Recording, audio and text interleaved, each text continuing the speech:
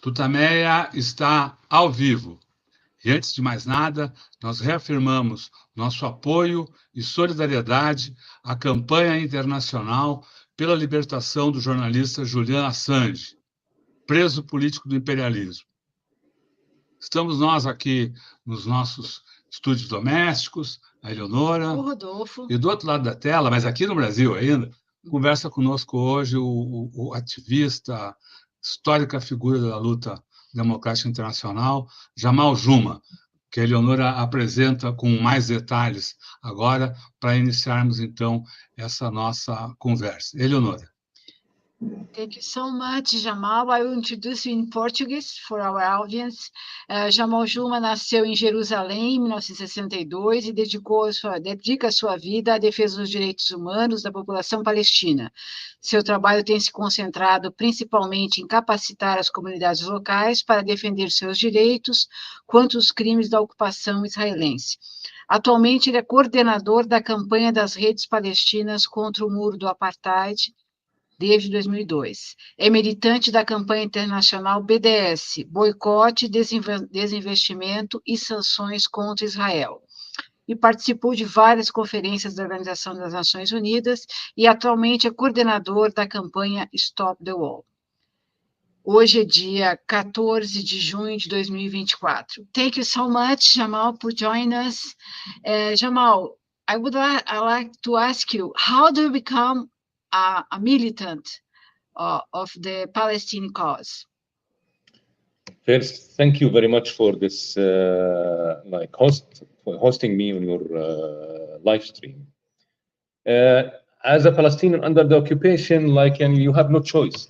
You are wherever you go in your life, from the city to the village, from your to school to your work, the occupation is there. So since I was 15 years old, first time I remember that I have been beaten on a checkpoint by the soldiers because I don't have my ID.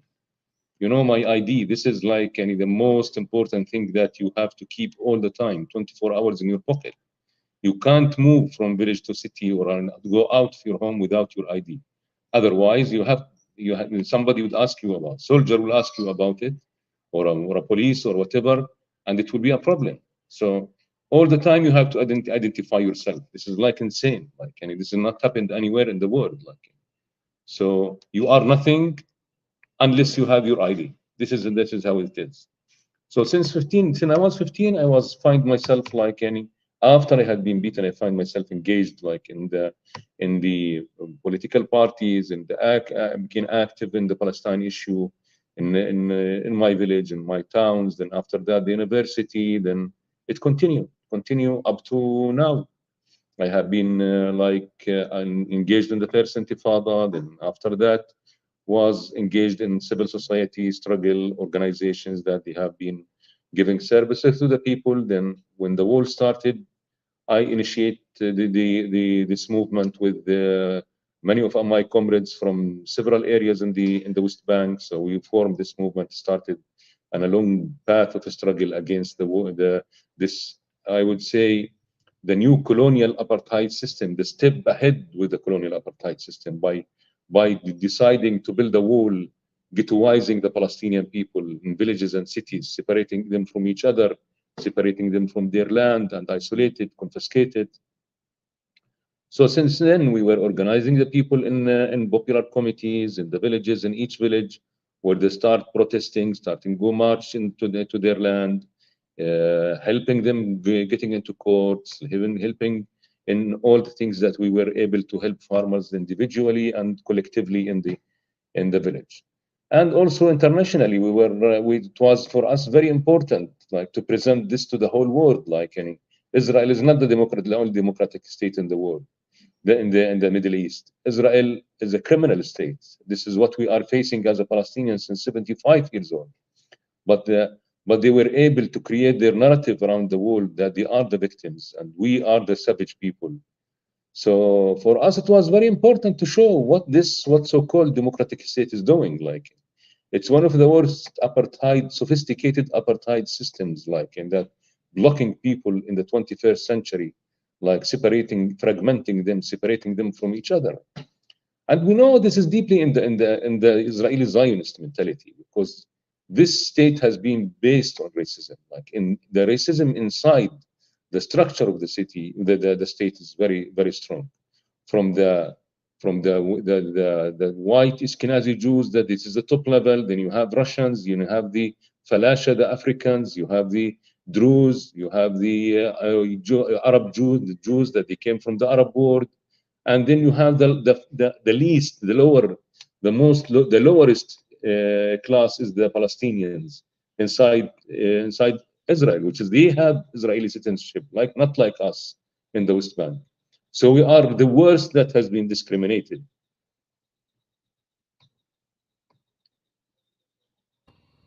And where are you based now? I mean, where do you live in the Gaza Strip now? And what's the situation of the area where you are now in Brazil, but where you live, and what's the situation of the place that you live now?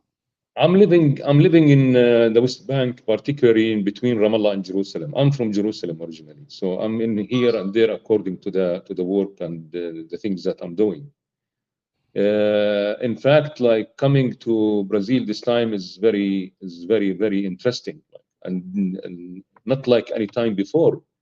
I have been coming to Brazil since 2005 with the World Social Forum, and you know that the World Social Forum mainly initiated in Brazil, in Porto Alegre, in Rio, and so since then I was coming often, like whenever it helps here, I'm coming usually to Brazil. But this time I came really for a very serious demands that was on our shoulders, simply because what we are facing is something really very dangerous, very sensitive, and it is, in a way, deciding the Palestinian future. And here I would say that Palestine cause started in 48, 75 years ago by a Nakba, catastrophe, massive ethnic cleansing, destruction of Palestinian villages and cities.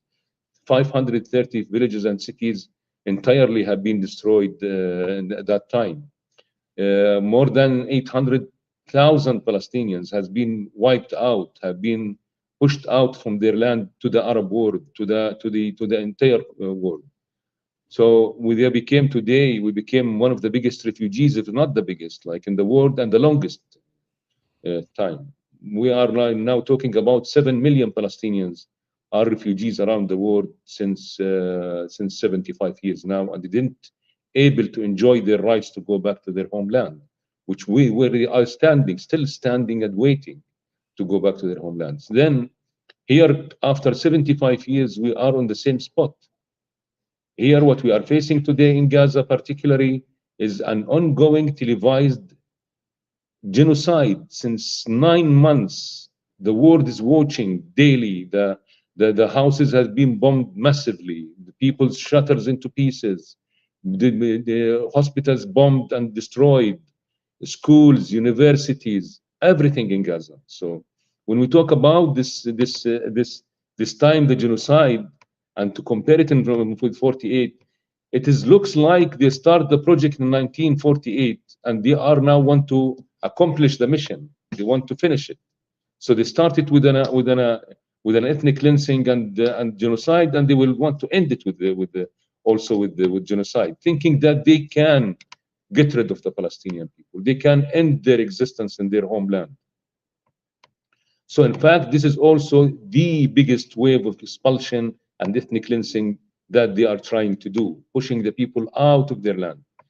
All the bombarding of Gaza that started like 8 months ago, like from the north to the south, bombarding carpet bombing, bombarding everything, pushing the whole entire community of Gaza towards the borders of Egypt, aiming that they can just go out.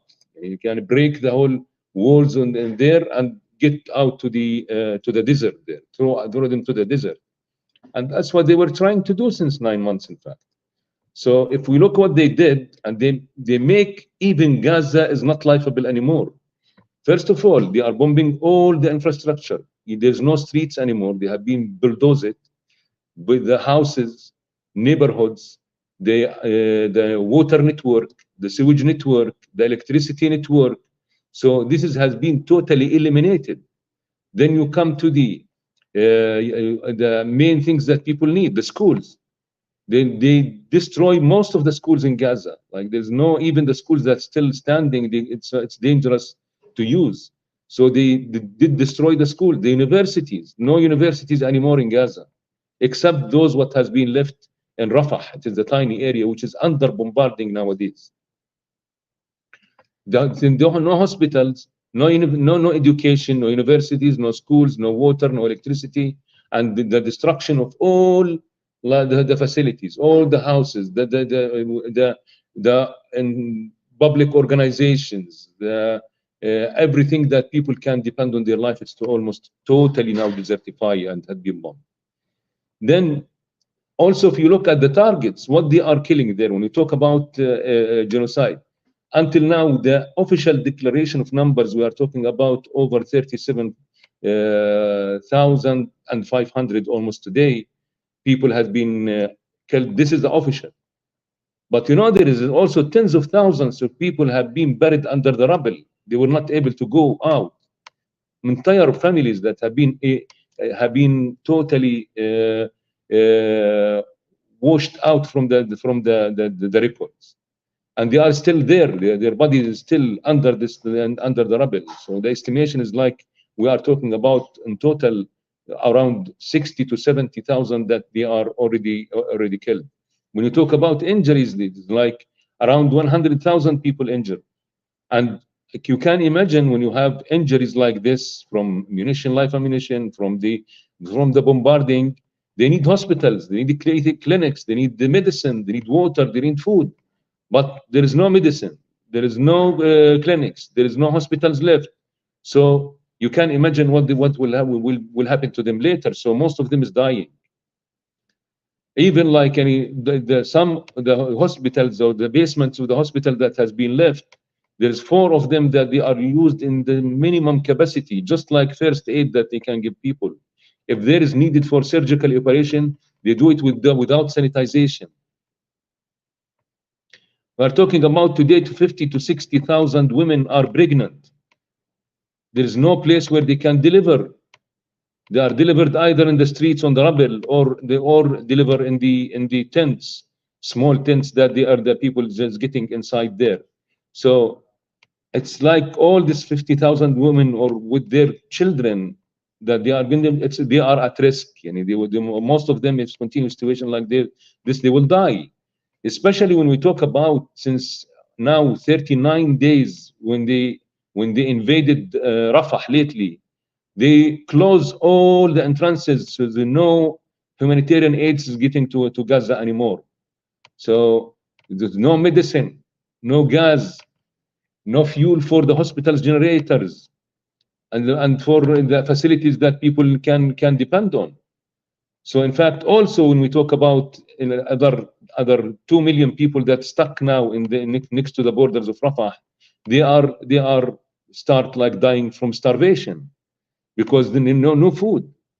The other horrific thing is that the estimations of the international health organizations, there is 1 million pandemic people have been suffering from pandemic diseases. And this is clearly because there's no water anymore, so people is drinking from the sewage water and from the sea water. So it means that nobody in Gaza will survive if the situation continue like this. If they continue closing the borders, if we continue bombarding, the entire people in Gaza will be totally killed and totally finished. That's why we are running around the world urging the international community, hey, please, this is a shame, that we see today in front of our eyes on the TVs, people is slaughtering with big numbers.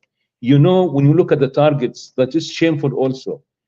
Out of the 37,000 I'm telling you about, there is 15,000 children that have been killed, over 10,000 women. So most of the one who's killed in Gaza and massacred are women and children. And there is a purpose behind that. It's killing the fertility and the future of the people. That's so clear. If you look at the journalists, like how many journalists killed, it's like since the Second World War, even during the Second World War up to now, There's no journalist that has been killed as this number. We're talking about around 170 journalists already killed. 170 in 9 months. So they targeted them on purpose. Doctors, main important doctors, like they were running the hospitals and they were treating the people, they were killed. Professors at the universities, they were killing them, assassinating them. So they're killing all the possibility of people, either people or infrastructure that they can do Gaza and build Gaza another time. And until now, unfortunately, when we talk sadly, when we talk about like, and this has been televised in front of the world, and the thing that maybe not shocking the Palestinian people because we're expecting it, that the one who is enabling this genocide is the United States, is the British, is the French, is this imperialist powers. Like they are the one who's facilitating, they are the one who immuned Israel from any punishment. So and hold it accountable. They are blocking by veto. They are blocking the Security Council and the United Nations from taking any steps toward serious steps toward the ceasefire. And lately, days ago, there was a ceasefire proposal that has been, or resolution that has been get from the Security Council. But what is in this resolution? They were talking about, don't talk about like a permanent and immediate ceasefire that should be stopped immediately, this killing. They were talking about 6 weeks, and it will continue if the negotiations continue. What does it mean? They give it into the hands of Netanyahu and Israel, whether they decide to continue or not. So this is it is like, they are doing it on purpose, and they continue doing it in all means, even by the resolutions from the United Nations and Security Council. You know, the ICJ, the ICC, International Court of Justice, International Criminal Court, they have a huge evidence that this is crimes against humanity. This is a genocide. So they didn't get until now like a very straight, strong order that you should stop this immediately, and there's the word to stop it. The ICC didn't get out any resolution that asked for arrest this war criminals, Netanyahu and his officers and his military leaders and his government. That's there. This is how the world can stand up for their code of ethics. For they were selling us like as people in the South in all history, that they are the modern people with democracy, with human rights, and they are this is nothing like this. Nothing like this. It's when it comes to people like us. It seems that our blood is like easy to shed. You know, it doesn't mean anything. It doesn't mean anything for them. It's not worth it. So we can be massacred. We can be killed. It's not just us. It has been in Iraq, in Afghanistan, in so many countries around the world, in Latin America, massacres, genocide everywhere. So we people in the South doesn't worth like, so they can't do all this to us. So this is in the West Bank, but in Gaza, but in the West Bank situation is also very bad. Since the 7th of October, Israel blocking the West Bank totally, and there's areas that they're restricting the movement there, especially in what's so-called Area C. It's 62% of the West Bank, where the Bedouins, where the farmers is working. This is the main resources that the Palestinians depending on in the West Bank. They start ethnic cleansing. You buy the military and also the paramilitary. Paramilitary is this fascist settlers gangs in the West Bank that they were armed and backed by the soldiers, launching attacks on the Palestinian community. Until now, they were able to ethnically cleanse 26 Palestinian locations totally. They steal their land, they steal their properties, they steal their sheep and goats and land, and they push them out with nothing. The same with the fields, like the farmers who have olive orchards, like in the West Bank. Olives is like is one of the main fundamental important season where the people is depending on, especially in the villages in their life. So this year, for the first time in our entire history, that the farmers were not able to go to pick their olives. because the settlers is there standing with their machine guns shooting the people. They killed 9 people, 9 farmers while they are trying to go to their field, to the field there. Look what they were doing in the refugee camps, like in Tulkarem, in Nablus, in Jenin, in Tubas, in El Far'a, in Jordan Valley, in Jericho. They are destroying it like what they do in Gaza. They get bulldozers in the middle of this narrow roads in the camps, big bulldozers, and they start bulldozing houses and the streets, clinics, everything, and targeting the United Nations, even clinics. So you see that there in the camp, when you go, there's like it's huge rubble over there. In one camp, like they already destroy 400 houses, like, and there is another such a number is partially destroyed. No infrastructure anymore. The street has been bulldozed, and so many houses partially also destroyed. It's a catastrophe what's going on there. Same in Jenin refugee camp. Same in like in Balata, in Askar, in Aqbat Jabr, and all these refugee camps that they are systematically, every once in a while, every 2 weeks, they get the big invasion to the camp, killing people and go out. And when they invade, they kill 10 people, 15, 13, 4, 5. And that's the story of every day. Until now, we have been in this year, in this 9 months, there are over 600 Palestinians killed, like in this invasions that they are doing. They are blockading and cementing the apartheid system. We are not able anymore to drive on our main roads connecting the cities together because of the checkpoints on all the roads there, because of the settlers who are standing in the corners and the circles who are shooting at the people.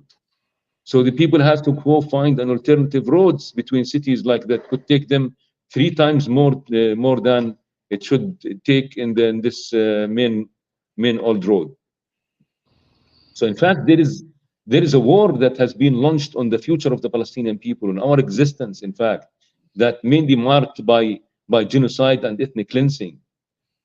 So we don't think that this must continue, like, that's why if the Americans is leading this, we are looking for states and for our friends from the South to stand up and to say this is not acceptable.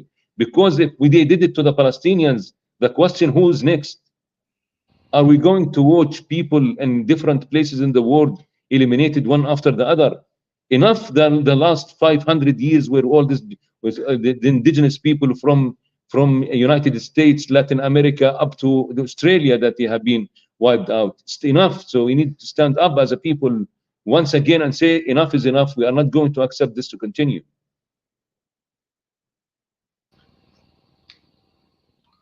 Jamal, we have a board with the numbers that some of the numbers that you brought here. I'll put the board here just to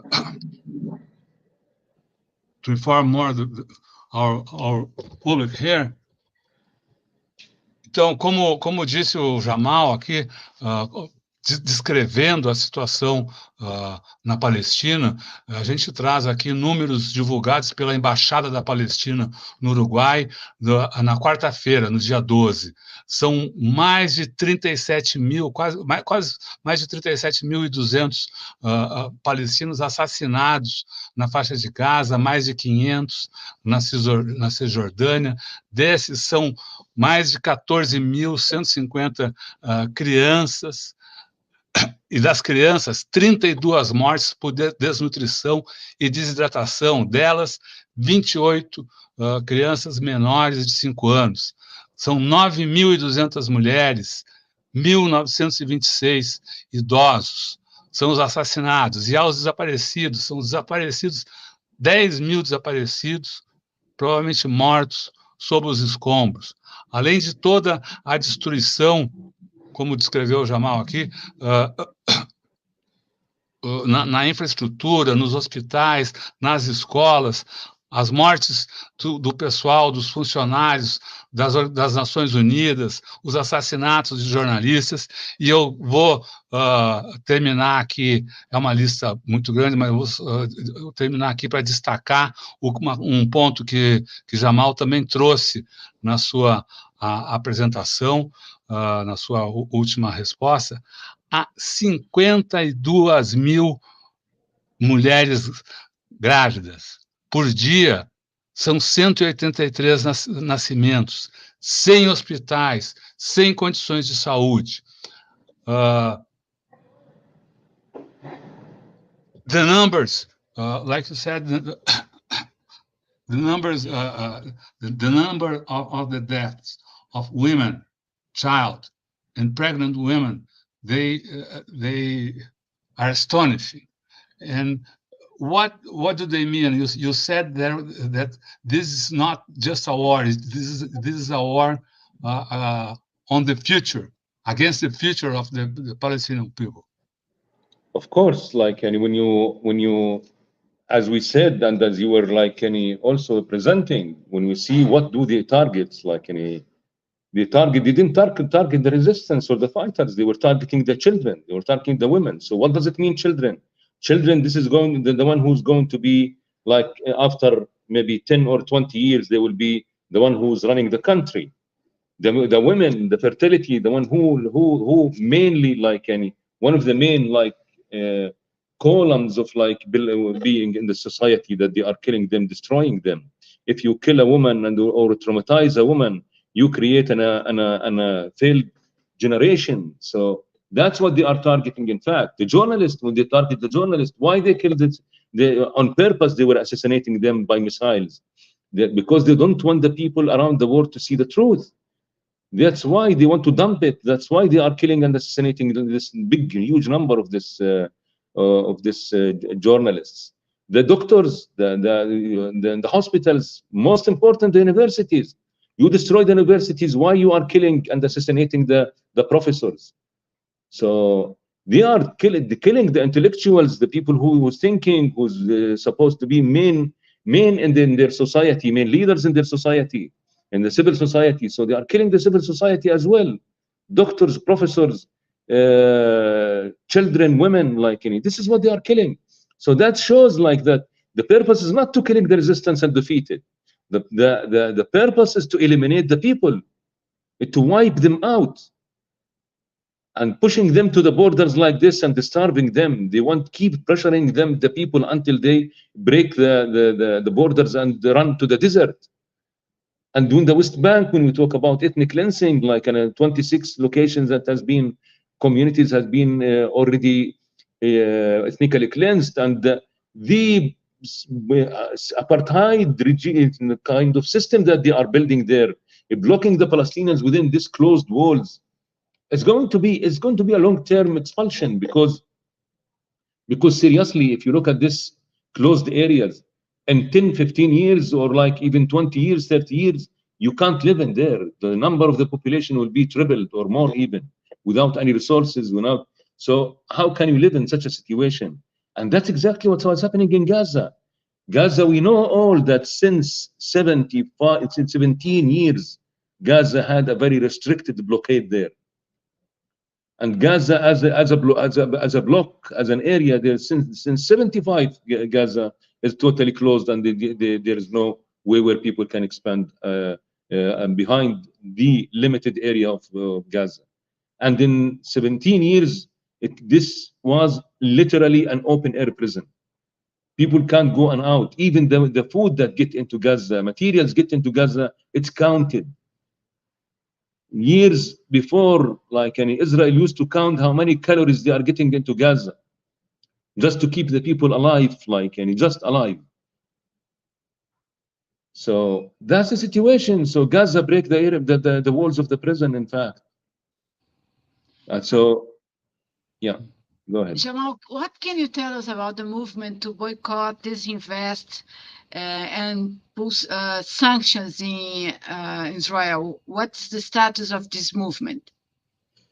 This movement started, we launched the Palestinian call for BDS in 2005. This was 1 year after the ICJ decision that the wall is illegal, and the ICJ urges the international community, states, to push and pressure Israel to get back the land that they confiscated, and don't help the continue building the wall, and urge Israel to retain back all the land that they confiscated. So it's illegal.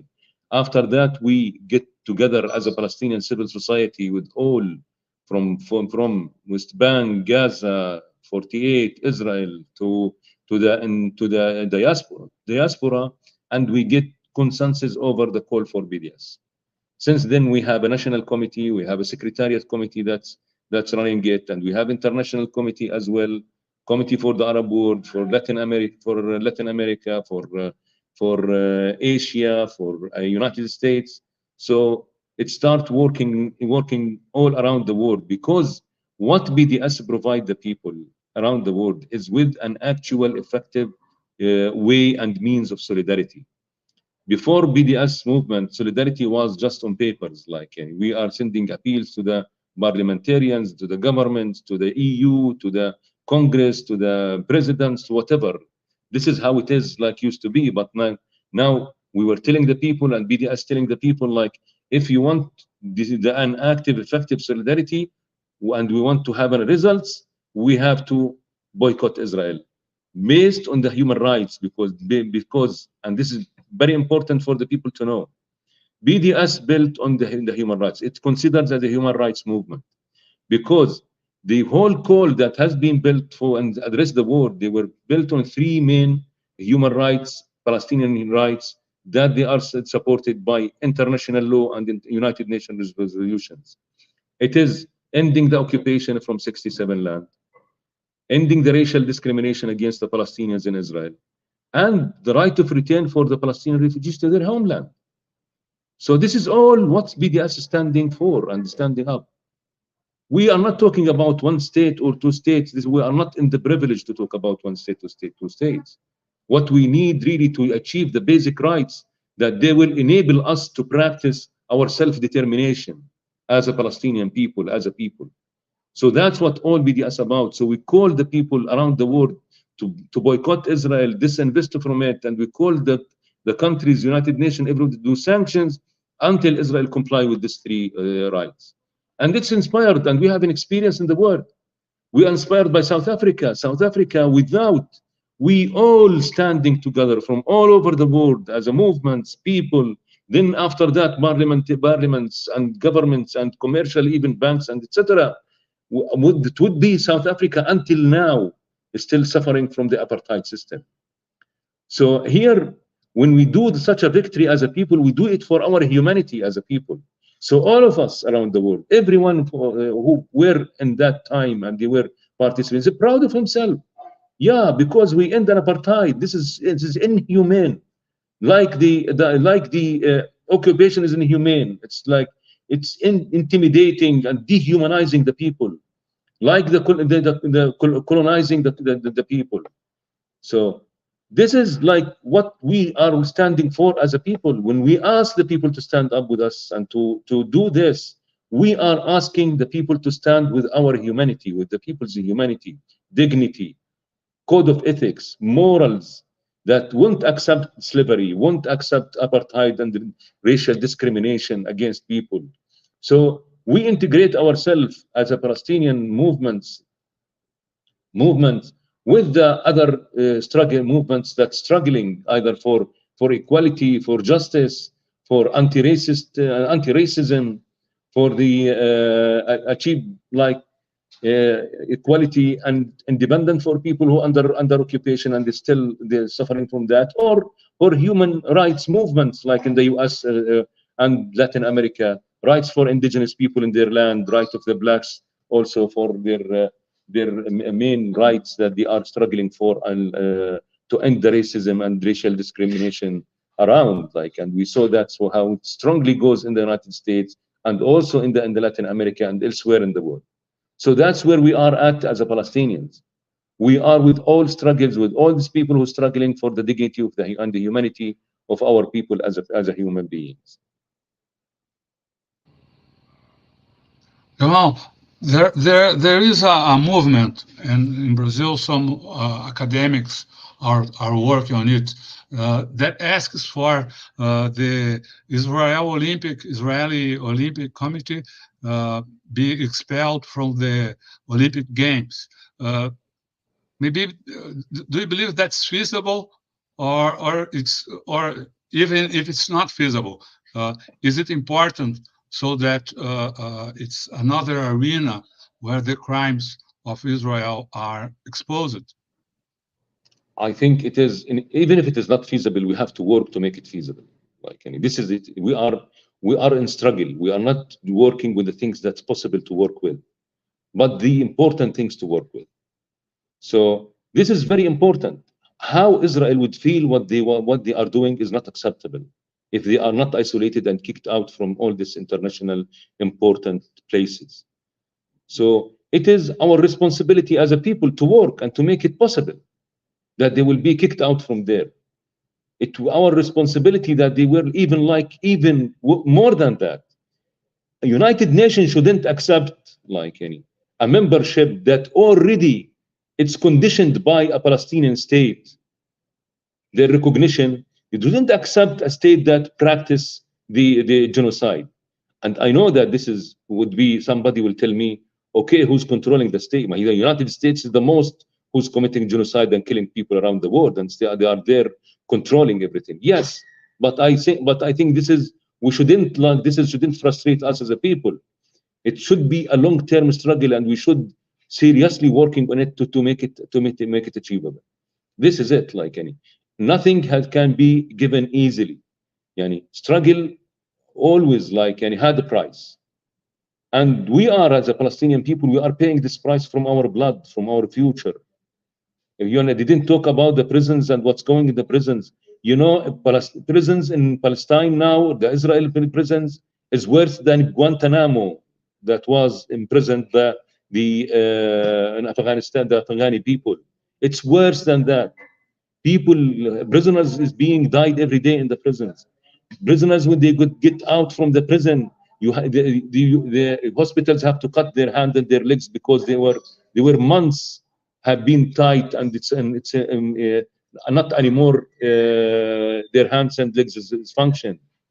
Many of them died from torture, from diseases. So, and they continue now in other prisons. When the people get out, you don't recognize them. Somebody get when he's getting in the prison 90 kilos, he get back when he get out 40 kilos, and you didn't recognize him, became skinny because it didn't give them one meal. That's not enough for anybody. They are starving the prisoners in other way. That's going on with all this torture that they are facing every day.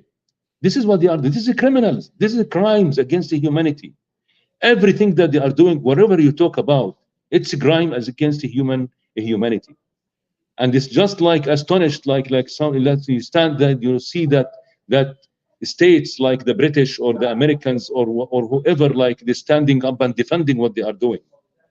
It's a shame. It's a slap in the face of the people, slams in the face of the movements, of our humanity, of our code of ethics, on our minds, undermining our minds as a people.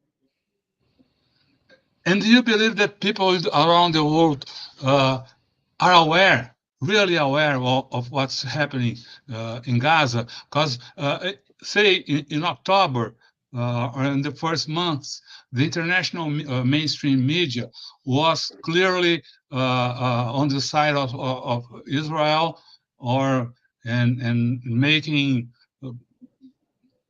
little of the Palestinian people. Do you believe this has been changing a little bit? Last week, for instance, we had the presentation of the prisoners. The situation of the Palestinian prisoners was exposed in a mainstream newspaper in the United States. So, how do you evaluate the awareness of the people about this Gaza situation, and the action of the mainstream media, of course? Yeah. I think what happened in Gaza is just make a big shock and awakeness for the movements and the people. We never ever expected this uprising in the United States, especially the universities, the students, people going in masses in the different states in the United States. That was totally far away from our dreams even. So there is serious awakeness, like in Europe as well. In spite of they tried to oppress this, They didn't allow it. They were imprisoning the people. They were attacking them. They were chasing them. And in Germany, in England, in France, several countries around the world, it's like it was amazing. Masses going to the streets. So you feel today that Palestine became in the top issues of the world, and the most important maybe, a human issue that now in the hearts and the minds of the people around it. It varies, of course, not all the people is. And to be honest, honest, really, we see that the reaction from the people around the world in Europe and the United States is much more than in the South. And this is, by the way, it has to be to stop us and to start thinking why. Why, as a people now today, that's the expectation was we're the opposite. But nowadays you see that the American street movement is going in masses in the street. Same in Europe, but it's not in Latin America. It's not widely in Africa. There is demonstrations, but not as it should be compared to the level of the atrocity and the genocide that's going on and people seeing there. So this is, I think, needs to be think by the movement. It's for the sake of, not just for the sake of what's happening now, but also for the future, where we are standing at as a movements, and which was historically was strong movement. You find them there. It's still was liberation movements and human rights movement, very strong. Latin America, it's known until now that there's very progressive movements all over Latin America, and we see how it has changed from place to another. Also Colombia, nobody were expecting Colombia to act like this, even from the president himself. He cut off the relation with Israel, stopped also providing them with a coal. So this is exactly what we're expecting from Latin America. For example, I'm talking about Brazil, for example. I was telling people here, when Lula were elected, Palestinians went in the streets celebrating like if Palestine liberated. So this is what the people expecting. This is what they know, where they're our allies, where the people that we can rely on. So, so there's still things to be done. Yeah, thank you. Lula have been first to talk about genocide and degrade the relation, but there is still, it's not acceptable that still in the South. We can understand it from the United States. It's not understandable, but we can expect it from the United States that they were doing this military trade with Israel and providing them with the ammunition to kill the Palestinians. But don't expect that there will be a military trade still going on between Brazil, for example, or any other country around in Latin America or in Asia or in Africa with Israel. At the same time, they know that all this weapon is now slaughtering the people. So this is important to rethink of, to see where we are at. Again, in the South, we are allowing the imperialism to hegemonize aggressively the world back again, like you are backing to 50 years ago. Jamal, as you said, this Palestinian cause became a major topic in the world. It's very people went to the streets. It's a very important cause to everyone right now. We have elections in the United States. What's the importance of this cause to the election? Do you believe that if Trump wins the presidency, this can be changed or not? And the timing of the Biden government and this relationship with Netanyahu could change in the next few months? What do you think could happen to the war, considering the elections in the United States and Netanyahu? It's losing support internally. Unfortunately, when we look at the American politics, and we compare what Biden is doing, what Trump were doing, I think Biden did much more worse than Trump, even no matter how bad Trump was doing, to this extent, So we didn't see that difference, unbelievable, unfortunately. We don't see that difference between what the Democrats doing and what the Republicans is doing, in fact. It's all, here we are talking about this deep state that's controlled by these cartel companies and by the lobbies, by the Zionist lobbies, IPAC, and etc., and other like Christian Zionist right-wing groups like that. They are controlling the American politics. It needs in the United States still time ahead, like, to struggle as a people to change this. In fact, when I'm looking, personally, this is personal opinion, when I'm looking at the American elections, like, who's deciding who's going to win? Is it the people really, or those lobbyists and lobbying, that's spending like billions of dollars on who's going to win? So here it's puts a kind of a big question mark on what democracy means now, and what kind of democracy we are talking about. And is the election is really representing the democracy of the state? Anyway, like, the important here is like, we don't anymore, because this is not just like between Trump and Biden, but also if you look at the history of different American governments, they didn't make such a difference when it comes to Palestine.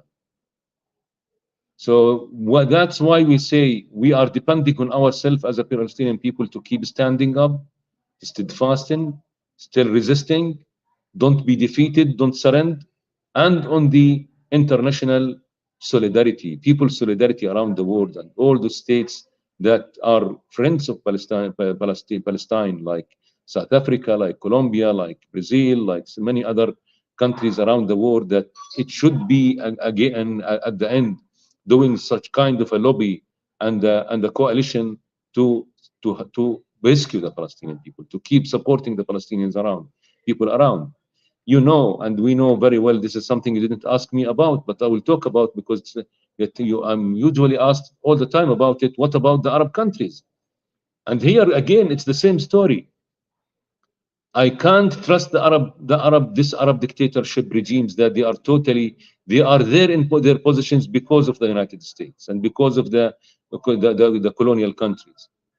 So I'm trusting and hoping and counting on the people, and I'm 100% sure that the people of the Arab world, in Middle East, everywhere, like, they are 100% standing next to the Palestinian people. So wherever you talk about the issue, it's about struggle to continue. The struggle of the Palestinians, struggle of the solidarity movement, struggle of people around the world, and it's connected. It's very connected. Like, you can't separate what's happening in Palestine from what's happening in Latin America. It was for long years, like, United States dealing with Latin America like its backyard garden. And Israel was one of them dirty hands that's working in supporting the dictatorships and in supporting the paramilitary and in supporting the trafficking and destroying the societies in Latin America. So Israel is considered as one of the cornerstones of colonialism in the Middle East, and one of the dirty colonial hands that has been used by the United States in exchange of the support that they have from the United States. So this equations that has to be changed. The equations of who's controlling the power, and how we can weaken this, how we can be more stronger as a movements and as a people.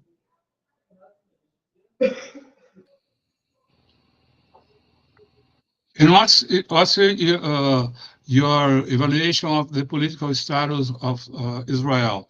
Is there internal opposition to Netanyahu, or this doesn't mean anything, and either he or any other will continue on this war?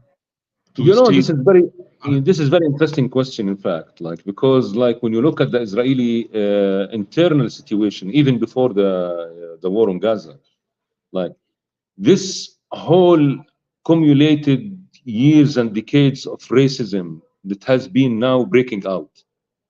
So you see that there is the Israeli society is now divided. It has been shattered vertically and horizontally. And it's, in a way, how we see it is irreversible, because the conflict inside now, it's became between the Zionist, liberal Zionists, and the far ideological Zionists. And this can't work together. So that's why everything was exploding. And now, after the war in Gaza, it became even much more worse.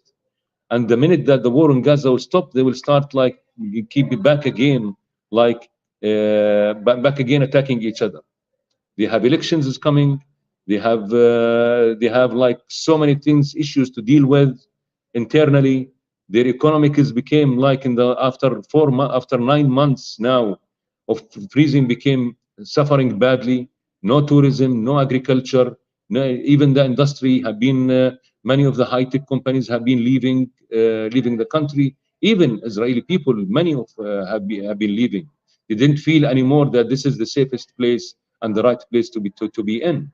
That's because of this fanatic racist groups that they are controlling and taking the power, and they are continue where their hard Zionism ideology as a colonial state, which where they are targeting, and the Palestinians are paying the heaviest price from this ideology. So what they did to the Palestinians in last 70 years is reflecting in their society now.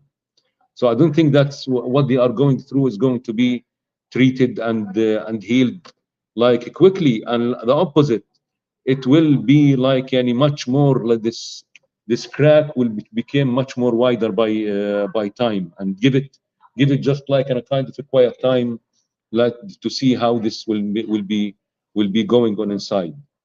Netanyahu is in a very bad shape. Netanyahu was, and he and his fanatic groups in the power, like the Smotrich, Netanyahu, Smotrich and Ben Gvir, those the one who's fueling the genocide. There's the one who's like is taking this in their hands strongly, and they're blocking any possibility from having a little bit solutions, especially when we talk about prisoners exchange, because literally they were saying it clearly in a way we can sacrifice this prisoners in a way if we can get rid of the Palestinians totally. That's what they were. That's where their ideology is leading them. So in fact, Netanyahu, in the minute where the war will stop, I think he will be in bad position. And the least that he will be taken to court and maybe end up in the prison. And I don't think that this ideological religious fascist groups will have an opportunity to continue, because the Israeli society saw to where they will let them in this last years since they get to the power in 2-3 years ago. That doesn't mean for us as a Palestinians that the liberal Zionist is really better, much better, but they are doing it in another way, not as aggressive as those who are doing. Yani means that attacks on Gaza that was like in 2001, for example, the latest before 2003, it was where Lapid was in the power. So he's from this liberal Zionists, so he was doing this massacres to the Palestinians. The first massacres to the Palestinians, 67, were done by Labour Party at the end. So here we are facing ideological, I would say, plans that it's adopted by all there, but everybody is doing it by his own way. Someone is much more bloody and more aggressive. Someone is trying to do it like in a very, very sophisticated way.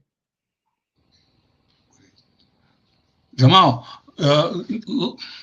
almost in the beginning of this conversation, you said that for the first time in many years, decades, maybe centuries, the Palestinian farmers couldn't harvest the olives. So can you tell us a bit about the work and the life in Palestine, in the Gaza before the war? What were the culture, the agriculture, and the life in Palestine before being bombed all the time? You know, the people in Gaza, as they are under siege, they were brilliant. They were very productive. Like even in the worst cases of the siege, you will find that they are exporting some kind of vegetables from Gaza that they are producing. There are some furniture that they are producing. They have small factories there that they can manage. But this doesn't mean that, doesn't make it better because of the siege, where the unemployment has been reaching in a very high points that reach to 40%. Because again, because it's a very closed area without resources. When you talk about Gaza, it's sand area, it's a shore, it's a seashore in the Mediterranean. But one of the things that I would mention, like, and even before the closure of Gaza, before 1993 Oslo Agreement, Gaza was exporting citrus to Arab world in big quantities. But after they closed Gaza, they desertificate all this, they killed and they uproot all these trees, destroying them, claiming that this will be used by the Gaza people to hide and shoot at Israelis. So almost like from half kilo to 1 kilo along the Gaza borders internally, that has been shaved totally, and people were not able to use it even. They would come close 500 meters from the walls of Gaza. Anybody come there, we will be shot. So in fact, Gazans were depending mainly on the humanitarian aids. In West Bank, a little bit different, because we have like an open areas, we have mountainous areas, we have main historical crops, that this is the olives. We have in Jordan Valley, it's one of the most fertile area land in the region. So we have water resources. We have like intensive cultivated areas that we are doing so, and we depend on like also animal husbandry. Like there's so many communities building depending on the animals raising in that areas. That's where, by the way, they are targeted now in there. And when I talk about the olive harvesting season, you know, it was in the culture of the Palestinians and the history of the Palestinians, olives is very, very important. It's in our poems, it's our cultures, it's our, we are waiting for this season. We know if it's good season or bad season, because we are counting on this as a Palestinian villages. They are counting on the season for everything they do in life, even for sending their children to the universities, or even to get one of their sons or daughters married, or to improve their life, or to build new house. It has been depend on this season. And when I say that for the first time that people didn't able to go, yeah, this is, we called it, for the farmers, they called it catastrophe. That they are fighting us in our food.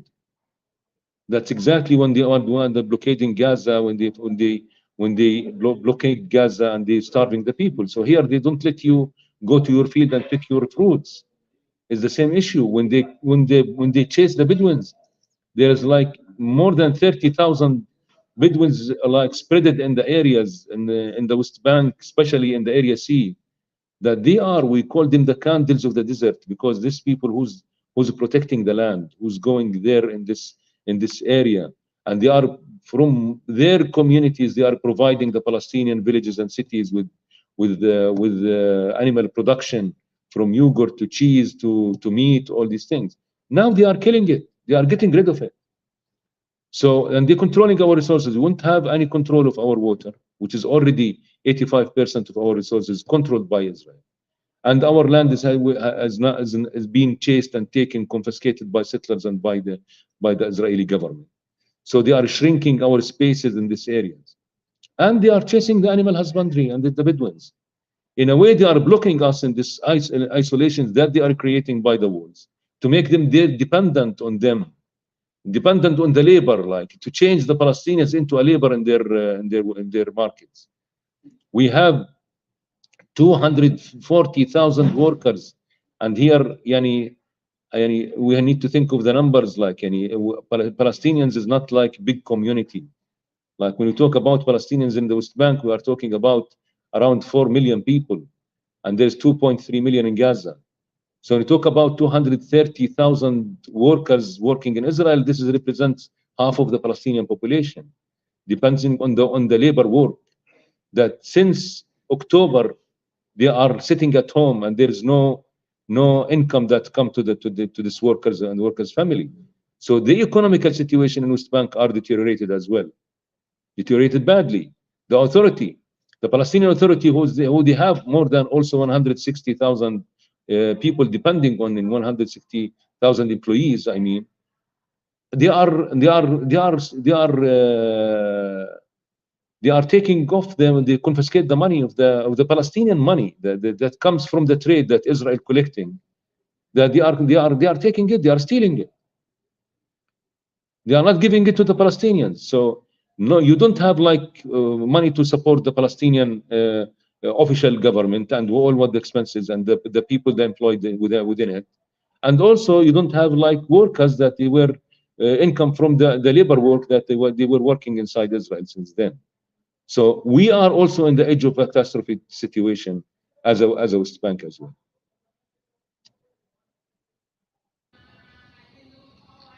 Jamal, can you foresee what can happen in Gaza? We see that Israel has been losing the hearts and minds of the people around the world.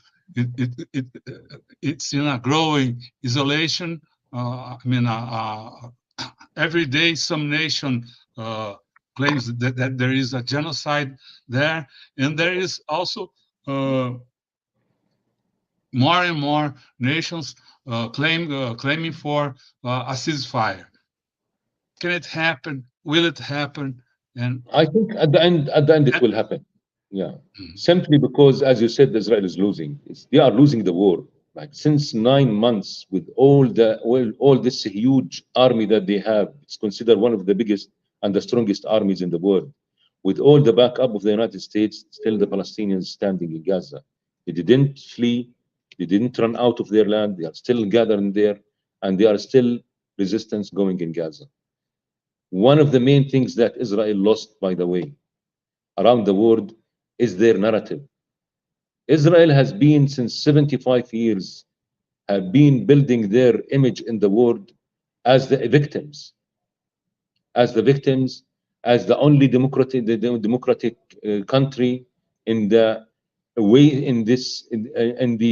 barbarian ocean in the Middle East, and they are all the time in danger, and they are the only civilized democratic people in the area. So this is not anymore they can cheat the people with. They are not the victims. They are victimizing the Palestinian people since then up to now. It's became much more clear to the world now. So that's when we say Israel is losing. Yeah, Israel losing the United States. I'm talking about people, and it's create a huge now problem within the system in the United States. So in Europe, the same. It put a huge question mark on the whole set of the international law. What happened in Gaza? So change is coming. I believe strongly, and I'm hopeful that change is coming. It's not anymore that they can cheat the world. Neither this imperialist powers that they are holding what's so-called the international law, and they were sometimes justifying destroying other nations like Iraq, like Afghanistan, like elsewhere, under the umbrella of the democracy and the international law. It is not those who really should implement the international law. The international law, human rights should be in the hands of the people. This should be like is the one where you get justice through. So Israel is losing, yeah, losing. And I think the people is when, yeah, the people is when. The price was very, very high. It's a price from the blood of the people. It's from the trauma that's happening in Gaza. Gaza needs 40 years in order to bring it to be Gaza again. So the cost is very high, but at the end, we are as a Palestinians willing to pay this price to put an end for this ongoing suffering since 75 years. Enough is enough.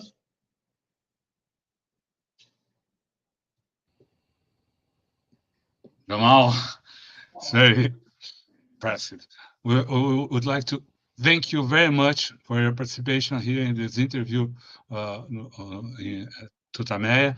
Nós agradecemos também aqui, agradecemos ao Jamal, agradecemos ao público que se reuniu agora para acompanhar essa entrevista ao vivo e que vai ficar com a gente pelo mundo da internet. Lembramos que essa entrevista fica disponível em todos os canais TUTAMÉIA, é só buscar por TUTAMÉIA TV e você nos encontra nas várias plataformas de podcast, no Twitter, no Facebook, no YouTube. No YouTube, não deixe de se inscrever no nosso canal, clicar na sinetinha para receber avisos de novos vídeos. Visite também o nosso site, o TUTAMÉIA. O endereço é tutameia.jor.br. E agora, antes das despedidas, vamos ouvir, então, a palavra de fechamento de nosso convidado. Jamal, we thank you very much. We'd like now that, with no questions, you just give the people your message or anything. The floor is yours. Thank you very much. Thank you very much. It's my really pleasure, and I'm really appreciating this time that you give me to talk to the people. This is very important. That's why we are here. We are here to talk to the people, to the conscience of the people. And I'm talking here like when I am in Brazil, I know that I'm talking to comrades and the friends that understand exactly what I'm talking about, and I find them whenever we need them. And this is it. Like what I'm saying to the Brazilian people, to the movements, to everybody, let's move on. Let's continue our struggle. Don't think that it's a stop here. Brazil is not far away from being targeted. We were putting our hands in our hearts when Bolsonaro was in power, and we were knowing that this is not what should be done to Brazil. So here it's our responsibility as a people and the movements to keep the spirit of the Brazilian people, like the history of the Brazilian struggle people and the ethics of the Brazilian people is going on. Don't move and being part of this colonial powers. Don't act like them. You can't do that. It's not you do that. So be careful about your society. Like you shouldn't make it let it be kidnapped and be turned off day after day without recognizing it became taking the habits there. Just keep rebuild them on our morals and as a people. Like that's what should continue. And here, like I'm telling them, like any Palestinians will keep resisting, and they will keep steadfast, and they will not surrender. And we will celebrate soon, I hope, like in the freedom of Palestine. And this will be like one of the also a big achievement that will be added to the achievement of the humanity and the people's struggles next to the South Africa and ending the apartheid system. We need to end colonialism.